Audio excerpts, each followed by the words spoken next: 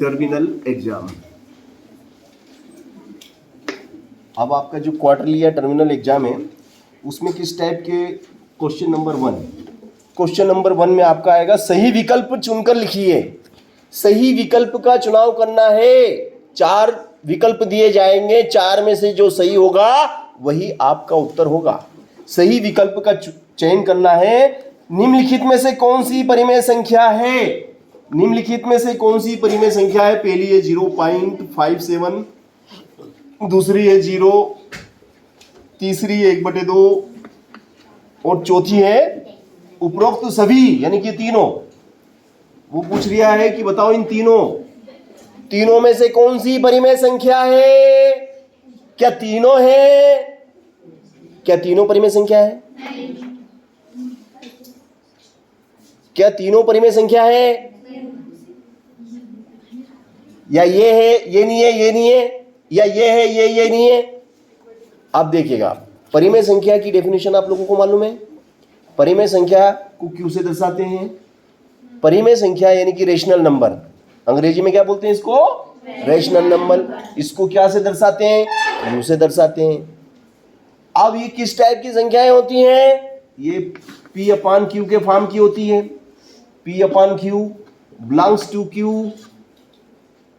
है ना, P/Q के रूप की होती है। जैसे मैंने 1 लिखा, ये एक परिमेय संख्या है या नहीं? बताओ, एक परिमेय संख्या है या नहीं? है। क्यों है? क्योंकि 1/1 होता है। 2 परिमेय संख्या है कि नहीं है? है, क्योंकि नीचे 1 रहता है। 0 परिमेय संख्या है कि नहीं है? है, क्योंकि नीचे 1 होता है। नीचे 1 रहता है। 0 is a rational number. Understand?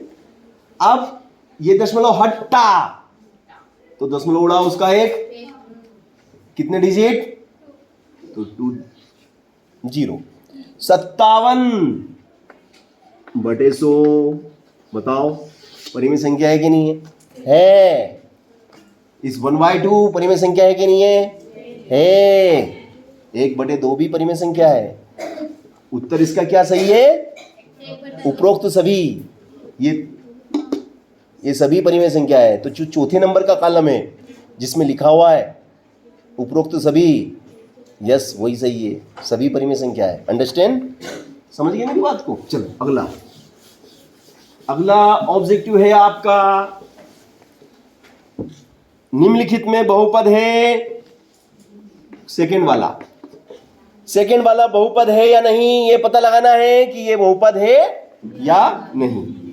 चलिए, तो देखो, पहला वाला √2x - 1, दूसरा वाला x - 1/x + 2, तीसरा वाला x² + 3x, और चौथे वाले में उसने बोला तीनों। चौथे वाले में क्या दे दिया वो? इनमें से कोई नहीं, ना तो ये है, ना ये है, ना ये। इनमें से कोई नहीं, ऐसा लिख दिया उसने चौथे में। यहाँ पे जो चौथा नंबर का उसमें क्या लिख दिया उसने? इनमें से कोई नहीं। तो ये क्या बहुपद है? नहीं। बिकॉज क्यों नहीं है? क्योंकि यहाँ पे x के ऊपर क्या है? ऋण। ऋण का मतलब क्या? 1/2 है। ऋण का मतलब 1/2 होता है। तो ऋण आ गया x के ऊपर, इसलिए ये बहुपद नहीं है। अच्छा, ये बहुपद है क्या? नहीं। क्यों नहीं है? क्योंकि यहाँ पे x - 1 लिखा हुआ है। ठीक है। अब ये वाला जो नीचे का x + 2 ऊपर जाएगा तो क्या हो जाएगा? माइनस का। नीचे वाला ऊपर गया तो माइनस का होता है, तो ये तो माइनस का हो गया, तो दिक्कत हो जाएगी। तो ये भी बहुपद नहीं है। अच्छा, ये बहुपद है क्या? यस, दिस इज बहुपद। ये पॉलिनोमियल है, तो ये बहुपद है। ये सही जवाब है इसका। सही जवाब क्या है? तीसरे नंबर वाला। चलो अगले में क्या कहता हो? अगले में कहता है निम्नलिखित में से कौन सी परिमेय संख्या 1 और 2 के बीच में है? 1 और 2 के बीच में कौन सी परिमेय संख्या है? 1 और 2 के बीच में कितनी परिमेय संख्याएं होती है? किन्हीं भी दो संख्याओं के बीच में कितनी परिमेय संख्याएं होती हैं? किन्हीं भी दो संख्याओं के बीच में अनंत अनंत परिमेय संख्या होती है। तो अब इन दोनों के बीच में परिमेय संख्या निकालना है, क्यों निकालना है, क्या निकालना है, तो क्यों निकालना है। तो क्यों कैसे निकलेगा, सूत्र भी होता है, सूत्र के माध्यम से भी हम निकाल सकते हैं। सूत्र कौन सा होता है बता देता हूँ, 1/2 ब्रैकेट में a प्लस बी, ये फार्मूला होता है। q इज इक्वल टू 1/2 कोष्टक में a प्लस बी, ए बोले तो ये और बी बोले तो ये। ए की जगह किसको बिठाना है, ए की जगह एक को बिठाना है, बी की जगह किसको बिठाना है, बी की जगह 2 को बिठाना है। अब कितना हो गया, 2 और 1 3, गुणा करेंगे 3 एकम 3 और नीचे 2 का 2। तो ऑब्जेक्टिव में ये दिया क्या, 3/2 नहीं, ऑब्जेक्टिव कुछ और ही है। देखो ऑब्जेक्टिव में दे रखा है, अब देखिएगा आप, ये तो मैंने आपको इनके बीच में परिमेय संख्या निकालना सिखा दिया है ना, निकालना सिखाया। अब देखो ऑब्जेक्टिव में क्या किया वो, 1 और 2 के बीच में, 1 और 2 के बीच में निकालना है। तो पहला ऑब्जेक्टिव कहता है, पहले में देता है ये, पहला है 1/3, दूसरा जवाब है 1/5, तीसरा जवाब है 4/3 और चौथा जवाब है 7/2। बताओ अब इसमें से कौन सा सही है। ये अपने पास 4 जवाब हैं, 4 में से कौन सा वाला सही है, 1 और 2 के, हाँ 4/3 ये जवाब आपका सही है। 1 और 2 के बीच का चाहिए, 1 और 2 के बीच का मतलब 2 से तो कम, 2 से तो कम होना चाहिए क्योंकि बीच में है। तो 2 से तो कम मगर 1 से बड़ा किंतु 2 से छोटा, तो 4/3। अब कैसे 4/3, देखो 4 में अगर तुम 3 का भाग लगाते हो, 3 एकम 3 बच गया, 1 दशमलव लगा दी, मिल गई 0, 3 तिया 9, तो क्या आ गया, 1 रुपया 30 पैसा। 1 रुपया तो इनके बीच में है कि नहीं है, 1 रुपया 30 वाला इनके बीच में है कि नहीं, 1 से तो बड़ा किंतु 2 से छोटा। अब ये वाला क्यों नहीं ले सकते हैं 7/2, क्योंकि आप 7 में अगर 2 का भाग लगाते हो तो 2 तिया 6, ये तो 2 से बड़ा हो गया, डायरेक्ट 3 पे चला गया। तो 3 वाला थोड़ी लेना हमें, 2 से नीचे वाला लेना है, ठीक है। तो ये अपने को कॉमन सेंस में रख। अच्छा ये क्यों नहीं लेना 1/3, क्योंकि 1 में 3 का भाग लगाओ, भाग नहीं जाता, दशमलव, मिल गई 0। ये तो 3 ही है, 30 पैसे, कितने पैसे, 30 पैसे। अपने को तो 1 रुपये से ज़्यादा चाहिए, 1 रुपये से, जिसके पास 1 रुपये से ज़्यादा है वो आ जाओ। देखो जिसके पास 1 रुपये से ज़्यादा है वो आ जाओ। तो ये तो 30 पैसे वाला है, इसको भगा देंगे अपन, भग जा, 30 पैसे ही तेरे पास, उसको होटल में घुसने की एंट्री नहीं, समझेगी नहीं। और जिसके पास 2 रुपये से भी ज़्यादा है उसको भगा देंगे, 2 रुपये से ज़्यादा वाले को भी नहीं खाने देंगे हम, भगा देंगे उसको, समझेगी नहीं। इनके बीच में वाले को सबको बिठा लेंगे। अब ये 1/5, तो 1 में 5 का भाग लगाओ, 0.5 दूनी 10, तो ये 20 पैसा हो गया। 20 पैसे वाले को आने देंगे क्या हम, बस। तो इसलिए ये शर्त का पालन नहीं करते हैं ये, और केवल ये कैसा है जो शर्त का पालन कर रहा है।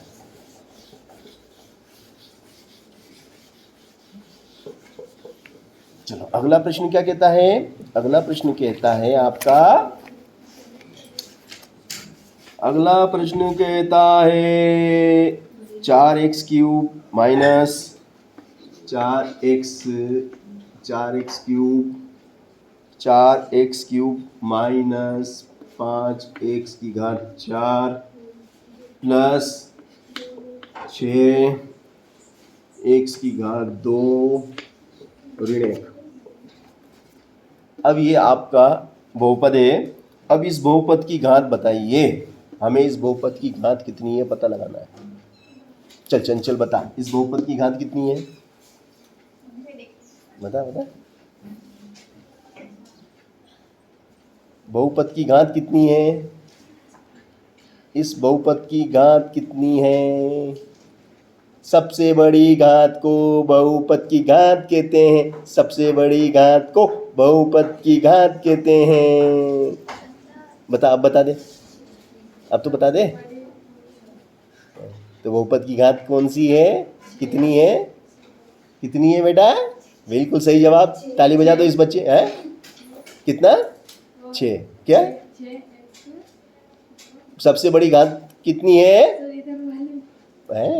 मुंह से बोल, भगवान ने मुंह दियो है? बैठ जा बैठ जा, जाने कहीं बोल रही पता नहीं चल रहा। डाबी तू बता, बहुपद की घात बता।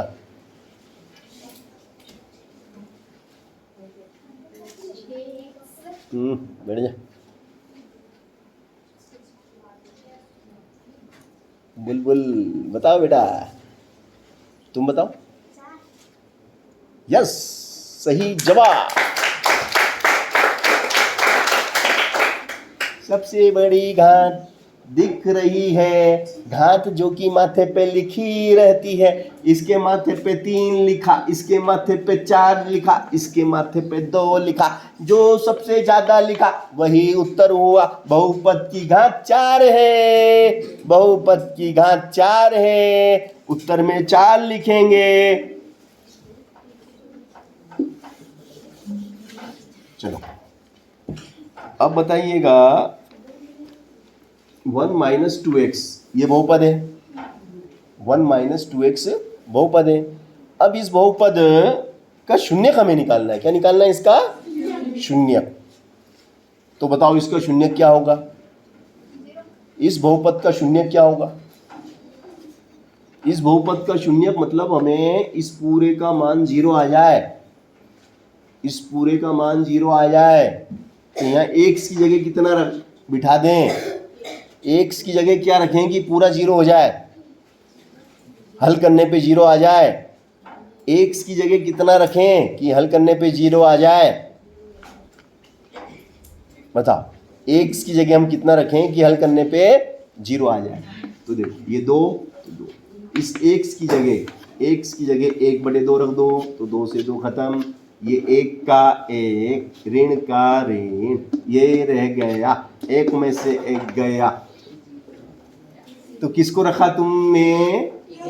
x की जगह 1/2 को रखा, तो ये 1/2 ने बहुपद का मान 0 कर दिया। इस 1/2 ने बहुपद का मान 0 कर दिया, इसलिए 1/2 बहुपद का शून्यक है। 1/2 बहुपद का शून्यक है, 1/2 बहुपद का शून्यक है। ठीक है, बात समझ में आ गई? चलो अगर मान लो इस टाइप का सवाल होता, बताओ, अब ऐसा सवाल होता, ये सवाल दिया, अब मैं पूछता बताओ इस बहुपद का शून्य कितना होगा? इस बहुपद का शून्य कितना होगा? आशीष बताएगा इस बहुपद का शून्य कितना होगा। लगाओ दिमाग। इस बहुपद का शून्य कितना होगा?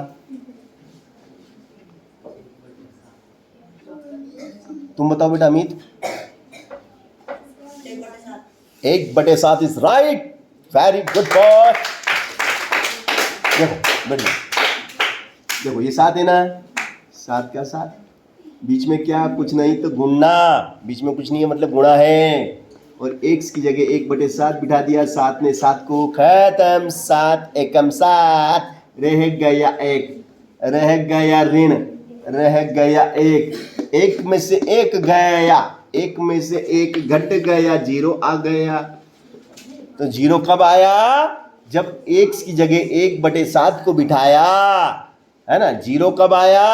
जब x की जगह 1/7 को बिठाया, इसलिए 1/7 दिए गए बहुपद का शून्यक है। 1/7 दिए गए बहुपद का शून्यक है। बात समझ में आ गई? चलो इसी प्रकार से अगर इस टाइप का सवाल होता आपका कि 2 - x, अब ये आपका बहुपद है, इस बहुपद का आपको शून्य पता लगाना है।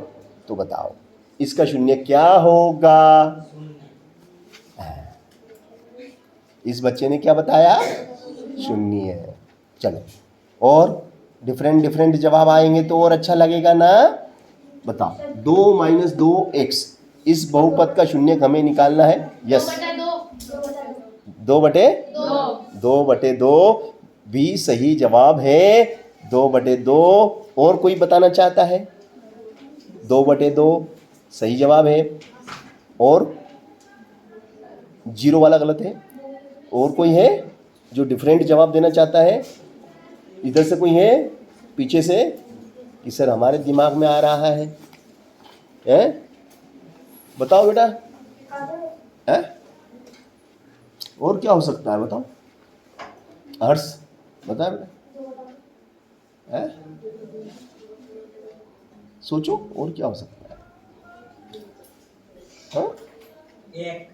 एक सही जवाब। 2/2 भी सही है वैसे तो। 2/2 का मतलब 1 होता है। 2/2 का मतलब क्या होता है? 2 एकम 2। 2/2 का मतलब 1 ही तो होता है, तो 1 ही बोल देते। 2/2 बोलने की क्या जरूरत है? 1 ही बोल दो ना, डायरेक्ट 1 ही बोलो। 2/2 का मतलब 1 होता है कि नहीं? तो 2 - 2, अब तुम कह रहे थे 2/2, है ना? ठीक है, ये 2 से 2 कट गया और ये बराबर 0। यही था कि मगर इतना कठिन क्यों करूं? इतना कठिन क्यों करो? उसको और सरल कर दो ना, 1 लिख दो डायरेक्ट। 2 एकम 0। ये ज्यादा सरल, क्योंकि 2/2 का मतलब 1, 4/4 का मतलब 1, 5/5 का मतलब 1, 100/100 का मतलब 1। समझे कि नहीं? ये चलो, अब कभी मान लो आपसे ऐसा सवाल पूछ लिया जाए कि बताओ इसका शून्य क्या होगा? इसका शून्य क्या होगा? इसका शून्य निकालने को पूछा जाए कि बताइए 1 - 2/3x का शून्य क्या होगा? बताइए 1 - 2/3x का शून्य क्या होगा? तो x की जगह क्या रखें कि हल करने पर 0 मिल जाए? x की जगह क्या रखें कि हल करने पर 0 मिल जाए? बताओ, x की जगह हम क्या रखें कि हल करने पर 0 मिल जाए? बताओ।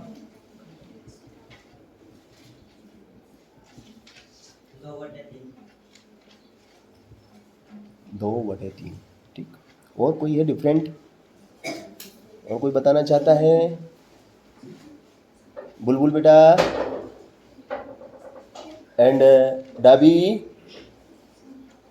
एंड भाबर के डामर, भाबर बता बेटा, क्या रखनी है x की जगह? x की जगह हम क्या रखें?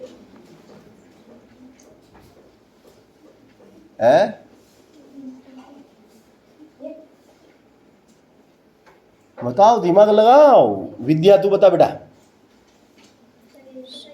x की जगह किसको बिठाया जाए? x की जगह क्या रखा जाए कि हमें हल करने पे देखो, एक देखना सवाल, 1 माइनस ये कितना है? 2/3। अब इसको हमें 1 बनाना है। इसको 1 बनाने के लिए हम क्या करेंगे? इसको 1 बनाने के लिए हम क्या करेंगे? इसको 1 बनाने के लिए बीच में गुणा का निशान है, बीच में गुणा का निशान है। अब इसका हम उलट गुणित कर देंगे। 3 को ऊपर लिख देंगे, 2 को नीचे लिख देंगे। 3 को ऊपर लिख देंगे, 2 को नीचे लिख देंगे। 2 से 2 एकम 2, 3 से 3 3 एकम 3, एक ऋण यहाँ रह गया, एक गुणा आ गया, रह गया एक, एक एकम 1, एक एकम 1, 1 में से 1 गया 0। बोलो आप। तो कुछ नहीं, सिर्फ आपको थोड़ा सा छोटा सा दिमाग लगाना है। छोटा सा दिमाग लगेगा, समझे कि नहीं? कोई बड़ा दिमाग लगाए। 1 बनाने के लिए क्या करें? उन नीचे का 3 ऊपर लिख दो। 3 से 3, 2 से 2, 1 बच गया, उत्तर आ गया, 1 में से गया 0। तो ऐसे भी पूछा जा सकता है, घुमा घुमा के सवाल आपसे बनाए जाएंगे। सवाल इस प्रकार से बन सकते हैं। अगर ये उदाहरण आपकी स्पष्ट हो गई कि भैया बहुपद में शून्य कैसे ज्ञात करते हैं, शून्य किसे कहते हैं। शून्य मतलब वह संख्यात्मक मान जिसको बहुपद में रखने पर, शून्य का मतलब वह संख्यात्मक मान जिसको बहुपद में रखने पर संपूर्ण बहुपद का मान 0 हो जाता है, शून्य कहलाता है। तो कौन सा मान रखें? बोले 7 है तो 1/7 रख दो, 8 है तो 1/8 रख दो, 1/2 है तो 2 मान लो। कभी ऐसा पूछ ले, बताओ, ये ऐसा पूछ ले, बोले बताओ। अब इसका शून्य पूछ लिया आपसे, इसका शून्य बताओ, तो इसका शून्य बता रहे, तू बता आशीष, इसका शून्य बताएगा अब तू। 2/1। इसने क्या बताया? बोले सर यहाँ 2/1 रख दो ना यार, है ना, यही कह रही हो ना, बैठ जाओ, वेरी गुड, सही जवाब। मगर बेटा नीचे 1 नहीं बोलना, कभी नीचे 1 बोलते ही नहीं, 1 रहता ही है, नीचे वाला नहीं बोलते, समझ गए ना, नीचे 1 रहता ही है ना, नीचे वाला कभी नहीं बोलते। तो 2 से 2 खत्म, 1 और यो कहीं आ गया 0। बात समझ में आ गई ना सबको? कठिन था क्या?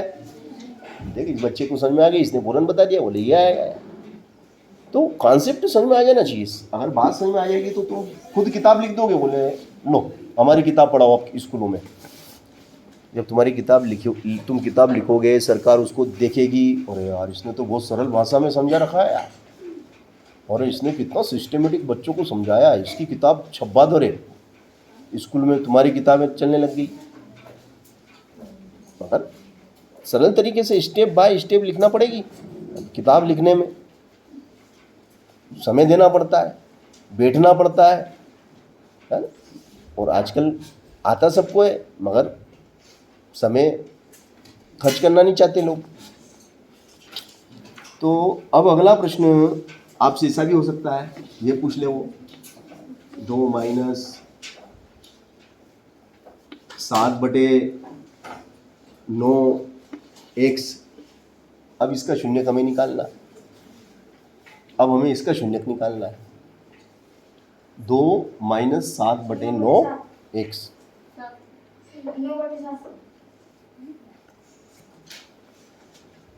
दिमाग लगाया छोटे, बात समझ में आ रही है इसकी, बात समझ में तो आ रही है छोटे। क्या नाम बेटा तुम्हारा? गोपाल। गोपाल मुरलिया वाला है। देखो गोपाल को बात थोड़ी थोड़ी समझ में आ गई है। उसने बोल दिया, बोले यार 7/9। अच्छा, इससे पहले क्या करा था सर ने? नीचे का ऊपर, ऊपर का नीचे। तो उसने बोल दिया सर 9/7। 9/7 कब होता? सही जवाब जब यहाँ पे 1 होता। 9/7 जवाब सही कब होता? जब यहाँ पर 1 होता। तो गोपाल राइट हो जाता, गोपाल पास हो सकता था। बट अब गोपाल का जवाब गलत हो गया, क्योंकि मैंने आगे 2 लिख दिया। अब क्या करेंगे? अब इस 2 को भी तो भाई ध्यान देना में। तो देखो जवाब इसका कैसे अपन को सही करना है। इसने जो जवाब बताया ना, उसको सही करने का तरीका बता रहा हूं मैं। 2 - 7/9, बीच में क्या है? गुणा लगा दिया। अब इस भैया ने क्या बोला था? उलट गुणित कर दिया था। 9 ऊपर बोल दिया था और नीचे 7 बोला था इसने, ठीक है ना? यही बोला था ना। अब मान लो इसको और इसको काट देते हैं, इसको और इसको काट देते हैं, तो 1 बचेगा। यहाँ क्या रह जाएगा? मगर यहाँ तो 2 है। अब 2 में से अगर 1 घटाएंगे तो 1 बच जाएगा। 2 में से 1 घटेगा तो 1 बचेगा। मगर अपने को कितना बचाना है? अपने को तो 0 बचाना है। तो फिर क्या करें? यहाँ पे गुणा में 2 लिख दो, गुणा में 2 लिख दो। तो 9 दूनी कितना हो गया? 9 दूनी 18। तो सही जवाब क्या हो जाएगा आपका? 18/7। ये आपको दिमाग से बताना है, ना कि 9/7। इसका जवाब होगा 18/7, ना कि 9/7। सही जवाब होगा 18/7। 7 से 7 कट गया एक बार, 9 से कट गया 9 दूनी 18, 2 का 2 - 1 का 1, गुणा का गुणा, 2 का 2, फिर 2 का 2 - 2 एकम 2, और 2 में से 2 गया 0। तो शून्य क्या हुआ आपका? 18/7। शून्य क्या हुआ? 18/7। शून्य क्या हुआ? 18/7। तो आपको जवाब देते समय थोड़ा सा आगे पीछे भी देखना है कि आगे कौन भाईजान बैठा है कि नहीं? तो इस भाईजान का ध्यान दिया अपन ने, फिर देख लिया अरे ये बैठा है, तो फिर इस हिसाब से फिर उसको अपन ने चेंज करा, चेंज करके बताया, है ना। मान लो कभी यही सवाल यहाँ होता है, ऐसा होता, क्या होता, 2 की जगह 3 होता मान लो। अब बताओ इसका शून्य। अब 2 की जगह 3 लिख दिया मैंने क्या लिख दिया, अब 2 की जगह मैंने, ये बात समझ में आ गई। 27/7, 7 एकम 7, 9 दिया 27, 1 गणित 3, 3 एकम 3। बात समझ में आ गई सबको? ऐसा कोई है जिसको अभी भी समझ में नहीं आ रही है बात? सबके, मेरी आवाज़ सबके कान तक जा रही है? ऐसा तो नहीं कि मैं धीरे बोल रहा हूँ पीछे वालों को सुनाई नहीं दे रही है? तुम तो नसीब वाले हो कि मेरी आवाज़ तुम्हारे कान तक आती है। जब मैं नौवीं पढ़ता था तो मेरे जो गुरुजी थे वो तो मेरे किस्मत अच्छे थे कि मैं बाद में एकलव्य में चला गया, मगर पहले मैंने जुलाई महीने में मैंने एडमिशन लिया था रतलाम के माणक चौक स्कूल, देखा तुमने, है ना, लक्ष्मी जी के मंदिर के आगे ना, पास में है ना, थाने के सामने, वहाँ पे मैंने नौवीं में एडमिशन लिया था हुजूर। वहाँ पे मुझे जो गणित पढ़ाते थे उनकी आवाज़ इतनी मतलब धीमी थी कि वो मेरे कान तक नहीं आती थी, और जब मेरे को सुनाई नहीं देगा तो मैं समझ में कैसे पाऊँगा? तो मेरे को बड़ा दिक्कत होता था, बोले यार मेरे को सुनाई नहीं दे रही सर क्या बोल दिया, क्योंकि मैं पीछे बैठता था और आवाज़, जगह बच्चे इतने वहाँ पे, पीछे एकदम पीछे भी नहीं, हाँ बीच में, ना ज़्यादा पीछे ना ज़्यादा आगे, बीच में बैठता तो ही आवाज़ नहीं आती थी, बड़ी प्रॉब्लम होती थी। तो सुनाई सबको दे रही है मेरी आवाज़, सबको दिखाई भी सबको दे रही है, सुनाई भी दे रही है, उसके बाद भी अगर सवाल नहीं समझ में आता है तो बेटा फिर तो हमें रोना चाहिए। फिर हमें क्या करना चाहिए?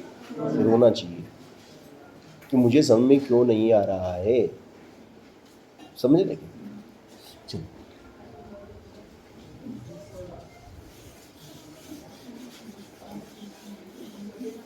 इतना स्लो समझा रहा हूँ और इतना व्यवस्थित, एक ही सवाल को मैं कितनी तरीके से समझा रहा हूँ ना, एक ही सवाल को मैं कितने तरीके से ले लेके डिफरेंट तरीके से बता रहा हूँ कि कल कभी इस टाइप का आ गया तो क्या करेंगे, इस टाइप का आ गया तो क्या करेंगे, कभी ऐसा पूछ लिया तो क्या करेंगे।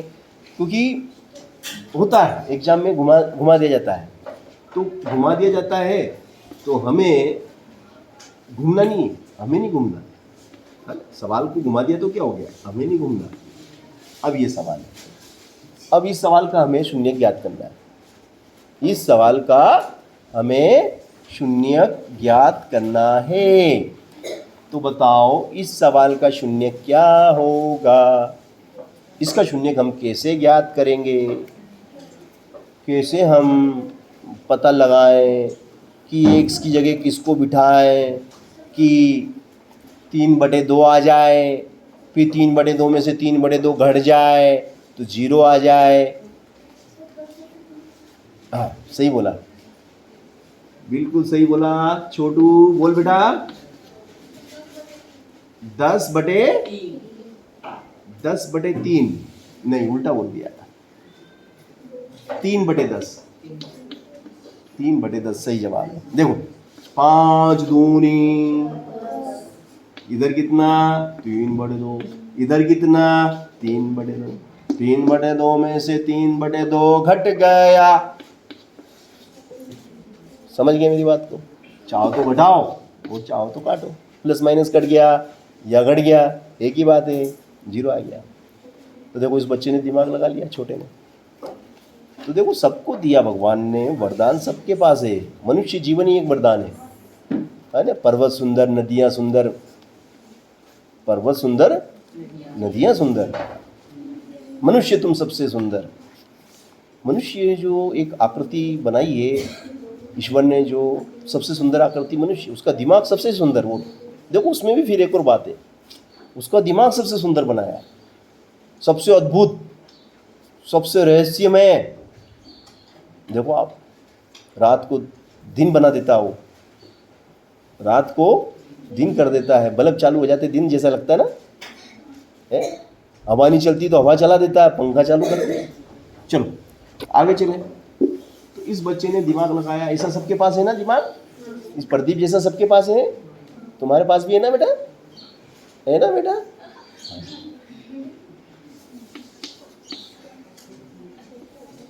बताओ 5/2 माइनस 3x, इस बहुपद का शून्य क्या होगा?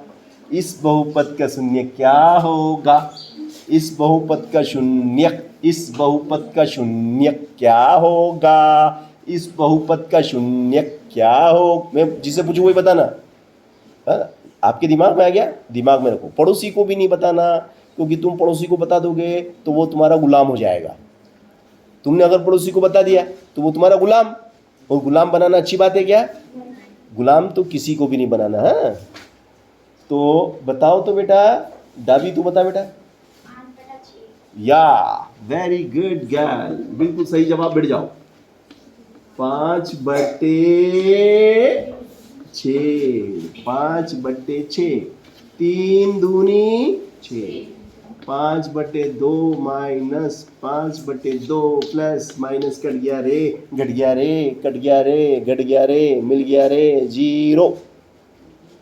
ओके, तो इस बच्ची के भी समझ में आ गया है ना। हमारा उद्देश्य क्या है? आरती तक हमारा मैसेज जाना चाहिए, चाहे सबसे पीछे बैठी है मगर जवाब उसका भी सही आना चाहिए। तो आरती तक हम हमारे उद्देश्य को पहुंचाना चाहते हैं, तो हम पूछेंगे ऐसा ही जवाब।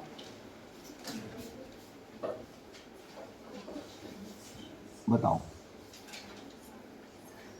बताओ बेटा आरती, इस बहुपद का शून्य क्या होगा? आरती राठौर, इस बहुपद का शून्य क्या होगा? आराम से सोच के, कोई जल्दी नहीं है ना बेटा, कोई जल्दी नहीं है बेटा।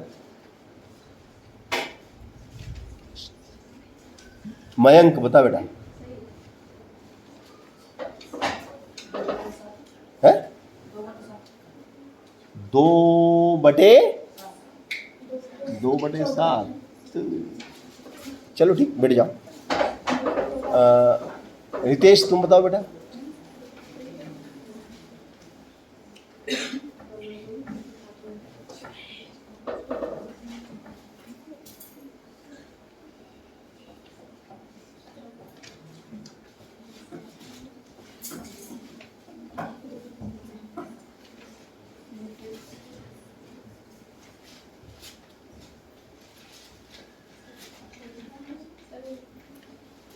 चलो अखिलेश।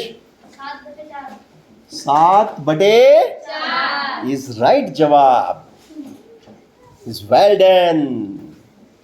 देखो ये देखो, इस बच्चे ने जो बताया, मैंने गुणा लगाया और x की जगह 7/4 बिठाया, 2 दूनी, और इस प्रकार से ऊपर 7 नीचे 7 कट गया, घट गया, 0 आ गया। इस बच्चे ने सही जवाब दिया। बैठ जाओ। तो देखो दोनों पास में बैठे हैं, है ना, दोनों सुंदर लग रहे हैं, है ना, फिर भी बुद्धि में अंतर। क्यों अंतर है? क्योंकि एक दिमाग लगाता है और एक दिमाग नहीं लगाना चाहता है। एक मेहनत करता है, एक मेहनत नहीं करना चाहता है। तो जो मेहनत करता है वो सीख जाता है, और जो नहीं करेगा वो नहीं सीखेगा, है ना। तो भैया दिमाग तो खपाना पड़ेगा, दिमाग लगाना पड़ेगा, है ना। चमत्कार केवल फिल्मों में होते हैं, असलियत में चमत्कार होता ही नहीं है।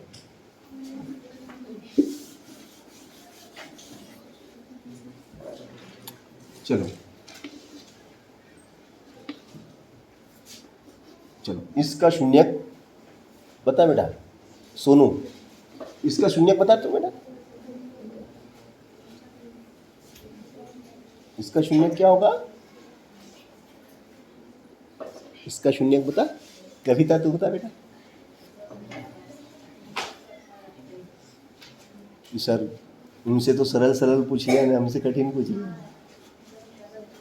हाँ कविता, इसका शून्यक बता बेटा। सुनो, मालूम है ना? हाँ सही, कितना? 3 सही जवाब। यह 3 बिठा दो बेटा। देख सही, ताली बजा दो भले से। देखो बेटा कविता, ये x की जगह 3 को बिठाया तो 3 में से 3 घटेगा तो कितना बचेगा? ये 3 ऊपर ये नीचे, कितना आ गया? 0। ये कट गया, हो गया ना 0।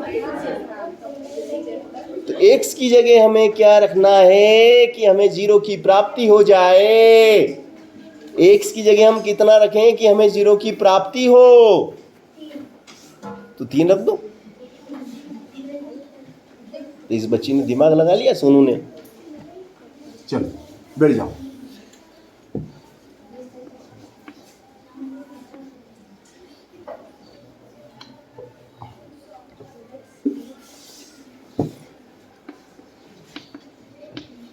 हाँ चलो, अब कौन है ये? आरती के पास कौन है? आशा। बेटा आशा बताओ, शून्य क्या होगा बेटा? समझ में आ रही है? सवाल समझ में आ रहा है कि नहीं आ रहा? ईमानदारी से बोल। नहीं आ रहा तो यहाँ बैठ जाती ना। तो पीछे बैठी तो माथे, सबके माथे दिख रहे होंगे तेरे को, सिर्फ आगे आ जा। थोड़ा दिखेगा तो ही तो समझ में आएगा ना। सबसे आखिरी में बैठी है और फिर सबसे कमज़ोर भी है ना। तो थोड़ा बैठ जाए यहाँ, कोई मना थोड़ी करता थे वो आगे बैठने से। वो कल से है ना सिस्टम समझ जाना। मेरे गणित के पीरियड में तो बैठना ही है, और दूसरे पीरियड में तुम बैठो तो ठीक है।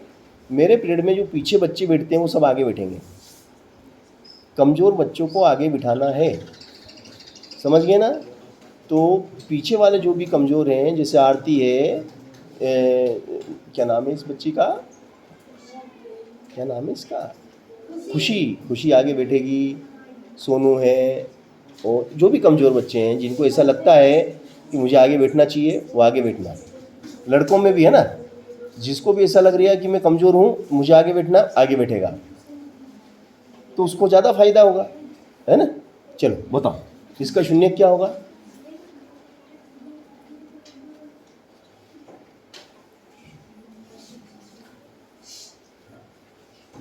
सीमा तू बता बेटा, इसका शून्य बता।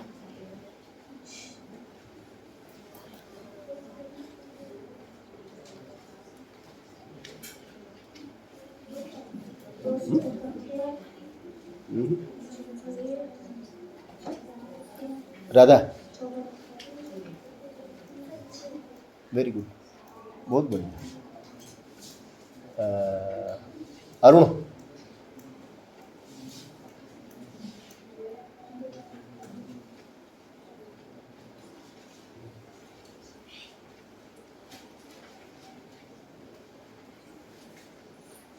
गोपाल, शून्य बता इसका शून्य क्या होगा? x की जगह, इस x की जगह कितना रखूं कि 0 बन जाए, इसमें से ये घट जाए तो 0 आ जाए। x की जगह कितना रखूं कि 14 में से घटाने पर 0 आ जाए? बता। है 7। कैसे 7 रखने से क्या होगा?